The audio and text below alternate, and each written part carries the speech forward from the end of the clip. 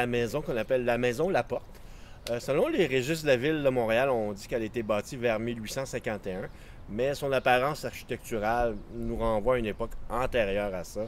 D'ailleurs, le propriétaire actuel de la maison, il présuppose c'est plus vers 1780 que le bâtiment aurait été érigé. Puis les caractéristiques architecturales de l'édifice s'approchent plus de cette théorie. La maison est petite à l'époque, puisque c'était difficile à chauffer, donc on faisait des maisons petites en pierre.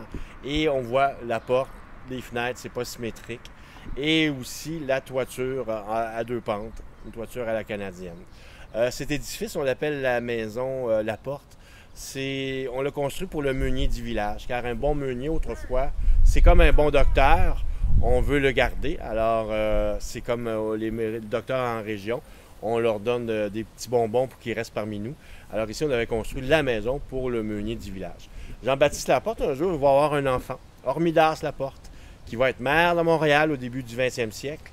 Il va être fondateur de la Chambre de commerce de Montréal. D'ailleurs, cet édifice a déjà été également un marchand de fleurs. Il y avait un fleuriste ici autrefois.